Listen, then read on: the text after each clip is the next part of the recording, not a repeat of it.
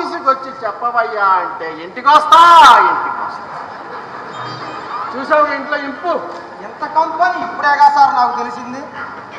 అయినా అదేమిటో మా ఇంట్లో సంపాదించండి సంపాదించండి సంపాదించండి అని సాధిస్తారు. ఇక్కడేమో వద్దండి వద్దండి అని వేధిస్తున్నారు. అందుకేనయ్యా ప్రతి మగాడికి 2 ఇళ్ళు అవసరం. 2 ఇళ్ళు సార్, 3 ఇళ్ళు. 3 ఇళ్ళు కూడా కావాలి సార్. అందుకే ఈ వ్యవహారం మొత్తం నాకు అప్పచెప్పండి. 6 నెలల్లో 100 కోట్లు మీ అకౌంట్ వేసేస్తాను. ఇంత పెద్ద ప్రాజెక్టును ఒక్కరిని ఎలా చేస్తావు? ఏముంది సార్, చిటికలు చేసాను. అదే నువ్వు చూస్తే ఐఏఎస్ ఆఫీసర్ అయ్యండి. ఇంత ఆఫీసర్లు కాబట్టి ఈజీగా చేయగలను సార్.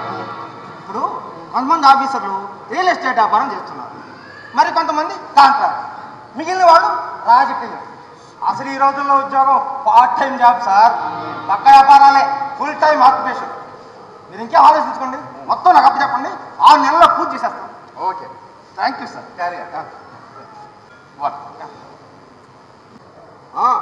విసిగించకు, వస్తానన్నా కదా. ఏంటంటే అలా ఇంట్లో సూక్తి ముక్తావళి నీతి చంద్రిక వినాలి కదా. మర్చిపోయి వాళ్ళ ఇంపార్టెంట్ మీటింగ్ ఉంది, ఈ రోజు రాలేను, రేపు వస్తా. రేపటి దాకా ఎందుకు, ఈ రోజు వస్తానంటున్నా కదా.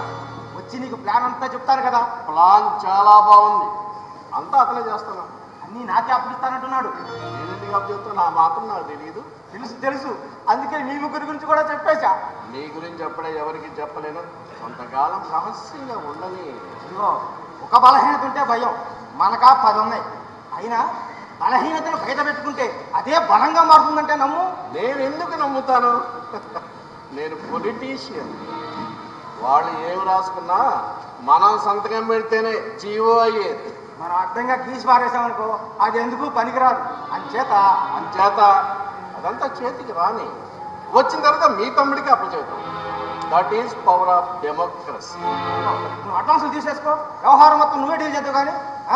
That is strength of bureaucracy. తెలుసాను. బాయ్. వస్తున్నా. బాయ్. మీరు ఇలా మంచి మంచి ప్లాన్లు వేయండి, వాటిని అమలు చేసే కూర్చున్నా.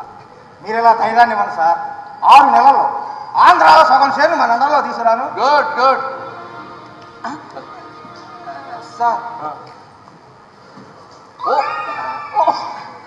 వస్తాను సార్. Thank you sir.